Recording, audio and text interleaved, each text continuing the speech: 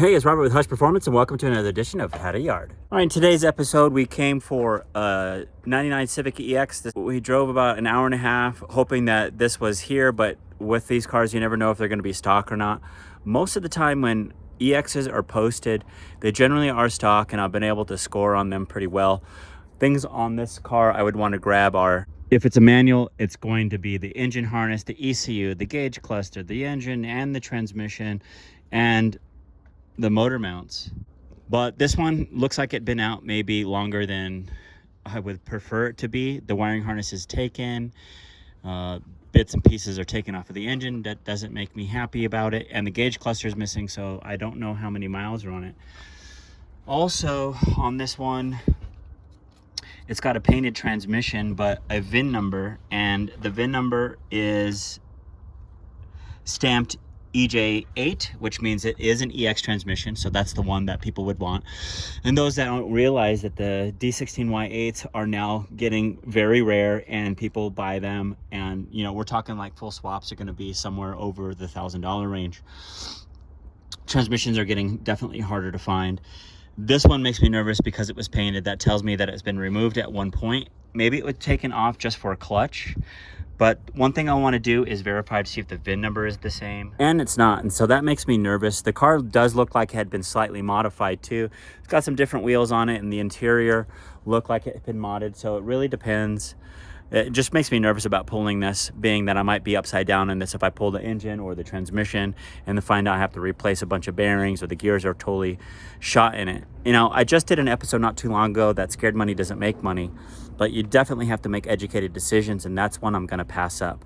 So rather than just being totally sad because that's what I came for and the things that I wanted are already gone, I took a walk around the yard. In doing that, I came up across a 97 to 2001 Honda Prelude, and it was manual. You know, it was very often that when I come across H22s, the cams or the valve cover, something's always taken off on this part. They never really take the engine. I don't really understand what people are after. I mean, I could understand that they want the valve cover, but why they take the cam caps, I'm not entirely sure. And what that does is it doesn't really make me want to buy the motor at all. And taking a close look at it, it looks like it was in decent shape. I looked over here and the timing marks were off, but that could be from pulling out the cams. Someone had been in here, but they didn't take a whole lot, including the transmission. But in doing that, they actually saved me a lot of time. The axles on both sides are removed, so that does save me a little bit of time, but the intermediate shaft was taken, and that's something that I would normally want to grab.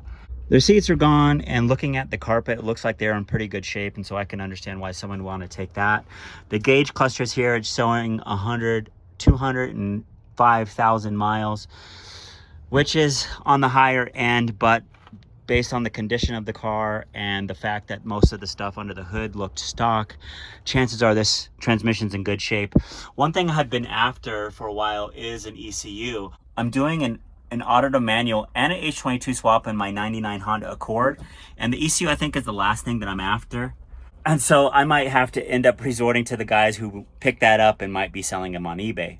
We do have a shifter and cables, so I'm excited about that. I'll definitely be grabbing those. When preparing to do work underneath the car, I like to grab carpet out of the trunk or cars nearby. And in doing so, we located a lot of parts back here, including the original taillights, which are in really good shape. Nothing appears to be broken on these. I'm gonna take these also, but I also see like there's a collection of manual parts here. So we have another set of shifter cables, we have a clutch pedal, so maybe somebody was getting ready to do another manual conversion, or maybe when they got rid of the car they had this stuff and they threw them in the back. But this is kind of huge for us because this is something that looks like it's in good shape and someone's going to need to do a manual conversion, so we're just gonna grab this stuff too. It's like an extra score here. The yards that I frequent have these carts that are really nice because you can put your engine, your transmission, and all your tools on top of that rather than the wheelbarrows that a lot of yards do use. They usually are caked up with oil, so I'll grab either carpet out of the trunks as well, or even regular seat floor mats, just to set up so that when I put all my stuff on here, they don't get oily. And I'll put my tools up here also as I start using them. So it makes it a nice little desk to work from as well. They set the vehicles high. So I'll grab one of the loose wheels or pull one off of the front of the car so I can use it as a step stool.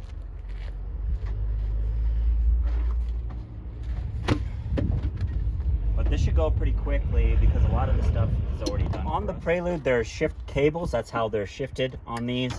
And generally there'll be some cotter pins that go through there, but they were already removed. Another thing to make sure that you have the actual H22 transmission in here, because if you weren't aware that Accord single cam transmissions or H23 transmissions will bolt on here, and it's not going to have the gear ratio as the H22.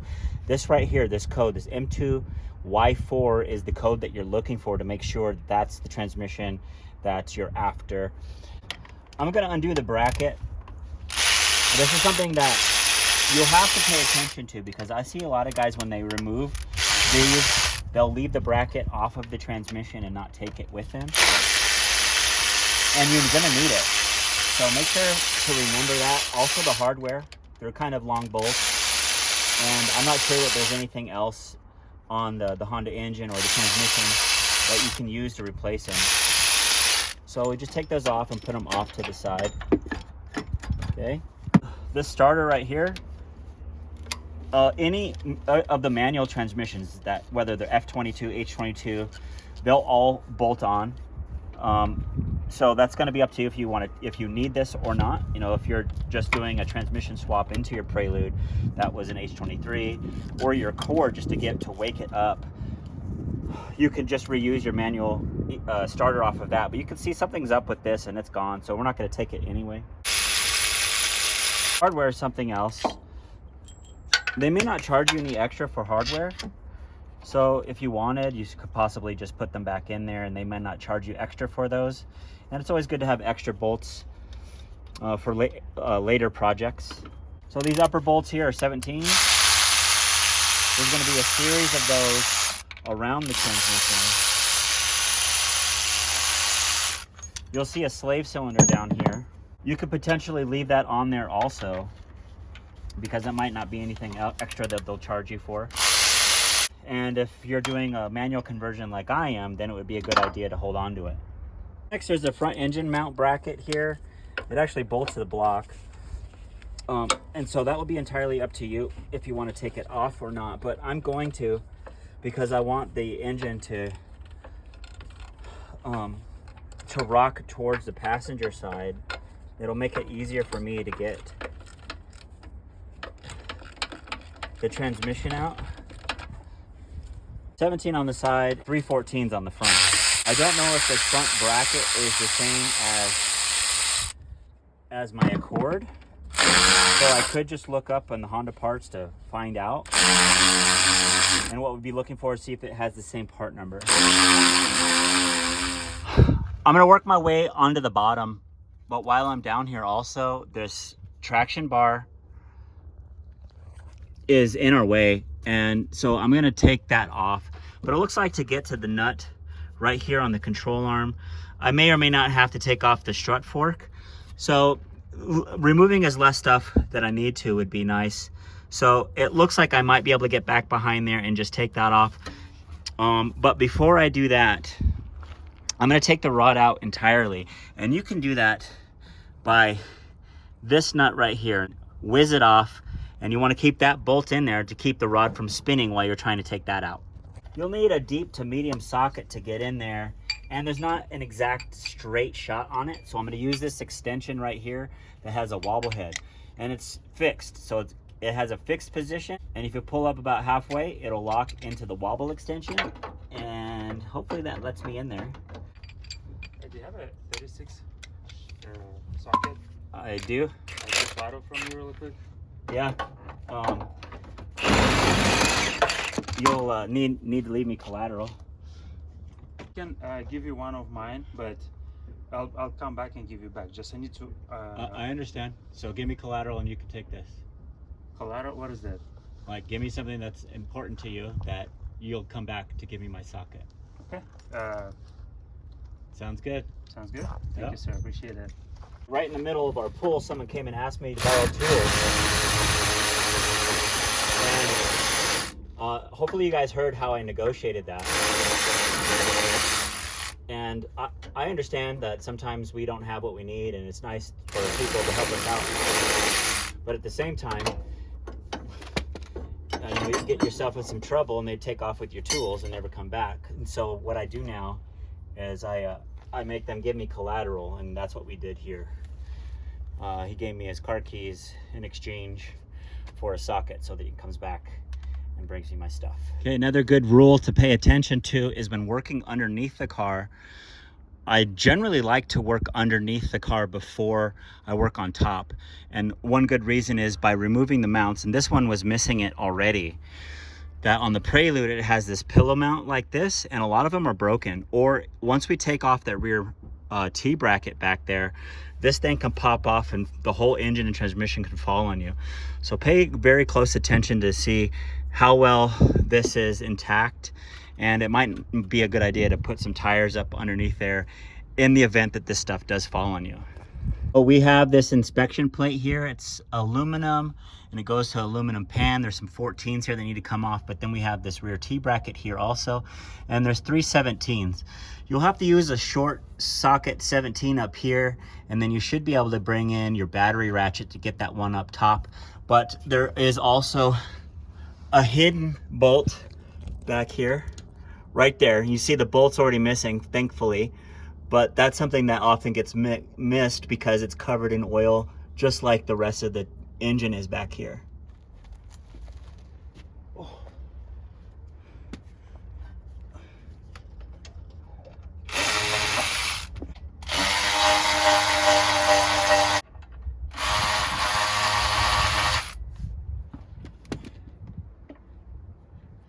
There it is. Okay, it's separated.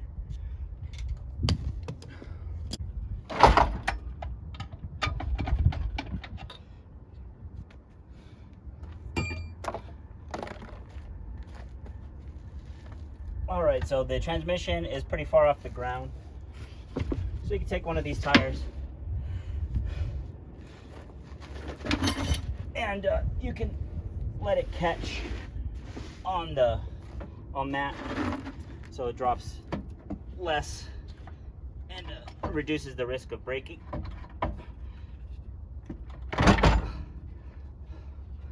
So there's a lot of things that are hanging up right now. The shifter and the slave can hang up, so you have to twist it.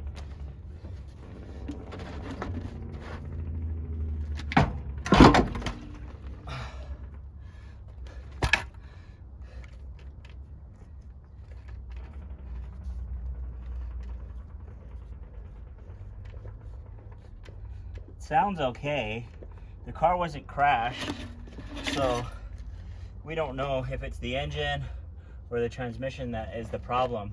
And it looks like it has a brand new clutch in there.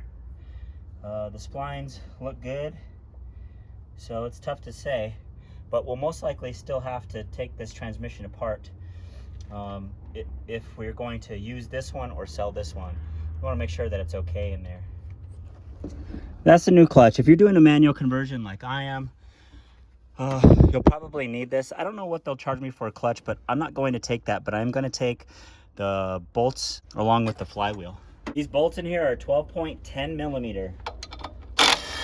I have some friends that are diehard six point guys, and then when I was buying my first sets of tools, because I knew there was 12-point parts, because I knew there was 12-point bolts on these things, I always end up finding myself needing a 12-point. That when I bought my socket sets, I bought all 12 points because I felt like I would be buying sockets twice if I bought 6 points.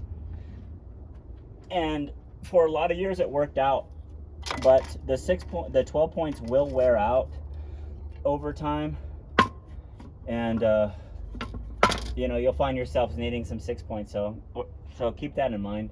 Look at this, it's like brand new. I don't know if there's actually any miles on this either. It's crazy. Check this out. Those bolts are trash. They're pretty worn out. From my own experience, you'll want to use a short socket 12 point on those. If you use an extension 12 point, it's, for some reason, it's so far out of the way, and you're most likely going to be using a 1/2 inch gun to get those off, that you'll end up, the weight of the gun and it being so far out, you'll end up rounding it off even more. So use your short socket, and if you have like a stubby 1/2 inch or a really powerful 3/8 gun, I would go for that. The closer that you can get to the flywheel, the better chances you'll have with of getting those off.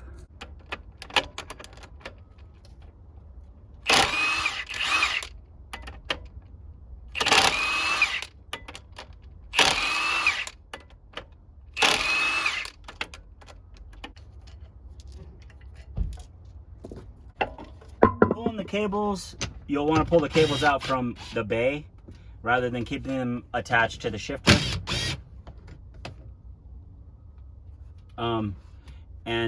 The reason being is because, one, they're attached to that bracket that's from the transmission still. And then the other reason is there's another grommet and bracket underneath the car that the cables seal up from the bottom. This cable is just going to twist off on this side. It's got a cam lock on it, and so you just turn it until it gets to the opening on the cam, and then it will slide out. And it looks like someone already tried to take this off because there would be a clip back here that holds that on, but that is missing. It actually looks like they put it on wrong. And they did. It's supposed to be like this, and I wonder why that, like, they put that on wrong. I wonder. They put that on wrong because they didn't have the clip there, and then it probably didn't shift right after that because it was so far out this way. I wonder if they just junked the whole car because of that. That's a trip right now. Don't know. And then unbolt it, keep the hardware, bring it with you. Because if you're doing a manual conversion, you're gonna need these. Got a transmission and all these little parts right here. And this right here is probably going to be a pricey haul.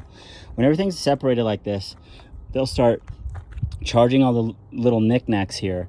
And so what I would suggest to you is try to bundle it up as much as possible. For example, I'm going to put these cables right here back onto the shifter, and then I'm going to take this bracket off here and put it back on the transmission, because if it's attached to the transmission, they're not going to charge you for it because it's part of the transmission. I grabbed the boot along with the shifter. I'm going to try and see how that works out, as I'm going to basically put the knob back on there, and they may charge me for it, or they might see it as a solid single unit. So it just depends on the yard that you're going to. The more I looked over the car, I actually realized that this was an auto prelude and that they were doing a conversion on this, and that's probably why there was many parts missing, or there weren't things together. And now I think I discovered that this probably was an aborted project, which is why all that stuff was back there, and could explain why a lot of things on this were missing or damaged. And so just down the row here, my tripod and toolbox are set up there. There's another prelude. This is a single cam prelude, but it is manual, and most of the stuff will swap over, as I was mentioning. So if there are things that you wanted, like this OEM hardline, take it off something like this and then bolt it on that transmission. We're going to take the reverse light switch because it was damaged on ours, and we're going to take the speed sensor. We'll be able to bolt that onto our transmission. There it is. I decided to go ahead and get the clutch line off of that. I even grabbed this little boot that goes over the breather. There was some missing bolts here I took off of that transmission. I got the speed sensor, so now it's more complete, and this isn't going to cost you anything more than time. This is another score while we're here. Look right there. It's crash damage up front, and ultimately that's what you're looking for, because if it's crashed up front, chances are that it was running when it came to the yard. And a lot of stuff has already been done on it too. The lower subframe is gone. A lot of nuts and bolts are gone. But our shifter cable and transmission is still there. This is a 2005 Honda Accord. The ECU is actually in here as well. you are planning to use K-tuner, this is a viable ECU option for you. It's a manual ECU. It's there, it's tucked underneath everything here, and you can access it through this little area right here. You can take these covers off. Our shifter's here also. But this is what I was talking about in terms of the pillow mount. Look how it already broke off. And the transmission side is already taken off too. So this is essentially a pretty dangerous vehicle to work on. There actually isn't anything holding the engine in. I look closer and it looks like it's got these ratchet straps on there, and that's what's holding the motor up. Looks like it's got another one over here that's holding it up, and that's what's gonna save your life from working on this car. But I'm gonna go for it. So I think what I'm gonna do is, I think I'm just gonna cut away what looks like it's gonna be in my way, but I'm also looking to see what has tension on it, and that will let me know like what's holding the engine up. But I'm gonna use these pair of snips right here from Nipix. I love these things. These are lifetime warranty. So this is, I believe, might be my third pair in the last 3 years. This is perfect for what we're doing right now. I mean, this is gonna slice and dice through a lot of this stuff. You don't want to use this on metal. It will dull pretty quick. But when it does dull, it's a lifetime warranty. Just return it and you'll get a new one. Not even, I don't believe Snap-on tools will even have the kind of warranty that the Nipix do. But I did get these off of the Snap-on truck. But you can see how much you can see the ease of work that is doing. It just cut right through that wiring harness. Got it completely out of my way. Now this would have been a wiring harness you probably want to keep if you're going to be using that Accord ECU. But this one was damaged already from what looks like someone took the cylinder head. And so I'm just snipping it out of the way.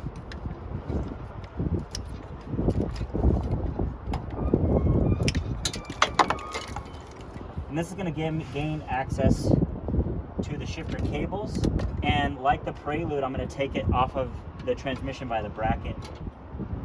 So these have the cotter pins in. I have a pick tool by Snap-on. It's the 45-degree tip, so it's got an angle down like this, and then it skips over 45-degree, another little angle on the tip there. And this is my favorite tool also. And it's going to go right there in the eyelet of the cotter pin, and it'll just pull it right out. Now, you might have had troubles getting these out before, but using this pick like that, it makes pretty easy work of it. The shifter cables bolt onto the shifter cable bracket, and then the bracket bolts onto the transmission. So what I'm going to do is I'm going to keep the cables on the cable bracket, and then just take the cable bracket off of the transmission. This is another one of those that you'll want to pay attention to the hardware. You don't want to lose them.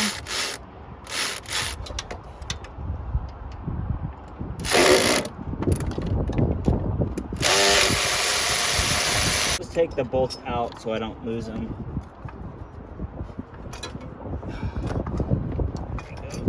This is one of those that are hard to understand the history of it, whether it came in here looking like this or this was done while it was in the yard. Who brings ratchet straps in the yard and then leaves them? The cylinder head's missing. There are a lot of bolts that are missing over here. I was going to start on the starter. The starter also has a bolt that goes through that holds it together, and that's when I noticed other hardware was missing. If you look back here, there's a bracket there, and that's like a sandwich bracket. I called it that for a lack of a better word, but it holds the transmission to the block back here, and this is part of the rear motor mount also. And so this will have to come off, and there's not many bolts that are holding the transmission on up front other than the starter. So if I pulled the starter off first and I start pulling all this stuff off, I don't want to risk that either it's going to pull the threads out, make it pretty difficult to separate because of gravity because of the weight wanting to take it off of the engine. Also, I don't want it to fall on me either. So I think I'm going to work on this first, and then I'll work on this bracket right here. And anytime you use the longer ones, you could lose control. Nice. A lot of times these are seized in there pretty good. But they're coming out pretty well. And there you comes off, you can see how it would hold the two halves together. So it looks like our strap is around the engine. So as I pull the transmission off, it doesn't look like the engine may fall on us, I hope, but it could tilt this way. So it's hard to tell what's going to happen here, but I'm still going to be working on this side, and the starter's still holding it up for us. So if it's going to fall, it's going to fall after we drop the starter.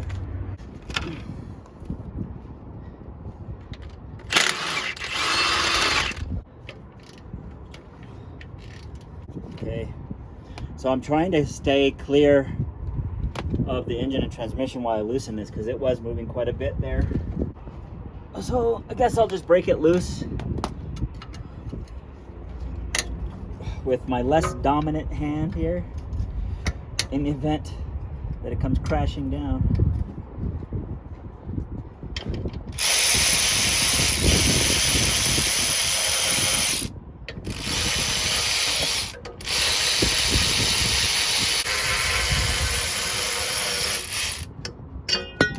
All right.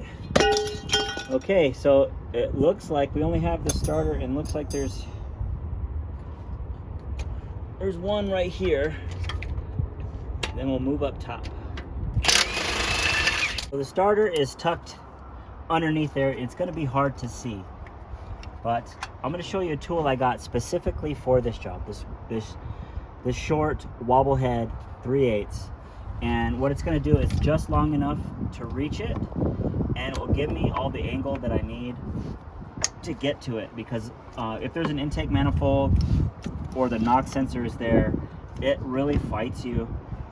And with this wobble, with this stubby wobble, it gets you right on there. Like right now, it's actually giving me a hard time. And I want to believe that it's because the angle that the engine is on. It almost seems like it'd be better off this way. Oh, there we go. But the ratchet strap's working against me. So I got it loose, and it looks like I'm able just to finger the bolt off. But if you haven't seen it, I'll bring it up here so that you can. It's this weird long extension bolt, and it's flanged on the end as well, and that's what stops it. So this is what the OEM starter bolt looks like. Okay, and if I'm looking at things correctly, this should be the last bolts that's holding our transmission up, and it should start coming down now. Yep, there it goes.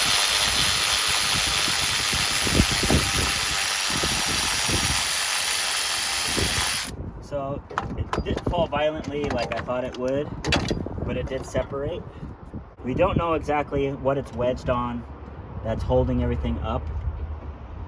So just keep your feet and your tools out of the way, because it could drop, and the engine could drop too.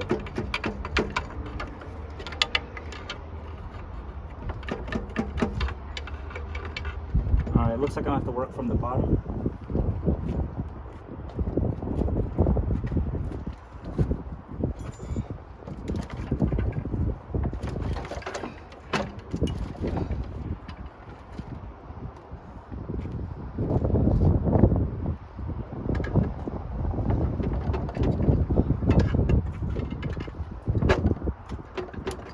So the weight of the engine has the input shaft binding on the clutch, and that's what makes this difficult. If you had a jack or something, you'd be able to level it out.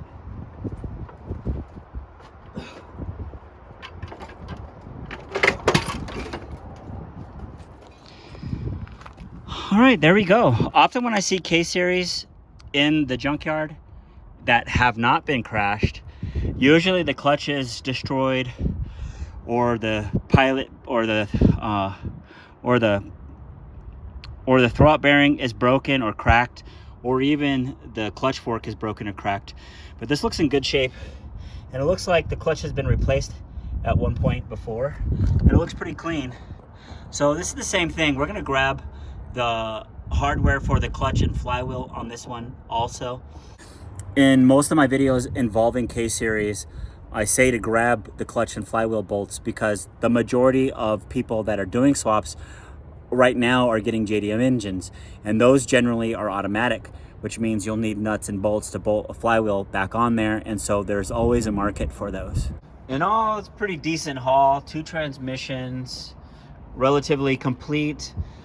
Like I had mentioned, they didn't even see any of the other stuff that we added there, so there is some value. Make sure that you can get it as complete as possible. Same thing over here, the slave cylinder might be something you want, the clutch line, the brackets. I've gone to transmissions like that were missing bracket like that, so I'll go find another one so I can put it on there. We have 3 complete shifter cables, we got an ECU, a bunch of miscellaneous along with some taillights. Most end up wanting to know about how much I spend on it. This haul was about $500. It was a decent haul between the shifter cables and both transmissions. I think we should see some decent profit here. We have 3 shifter cables and shifters. We have at least the K-Series transmission. We have ECUs and taillights. We should at least do maybe 100% profit, if not a little bit more. We should be able to keep our H22 transmission, but I always end up selling those off when things get slow. I end up just selling stuff off that I want, which is why some of my projects take so long. I hope you enjoy these videos. The H22 auto to manual conversion is coming up soon. I think we've got all the parts that we're gonna need for it right now. So make sure to subscribe and take a look at that one if that interests you. We have other how to swap and how to yard videos right here on our YouTube channel as well. Check out our website at hushperformance.com. And like always, happy tuning.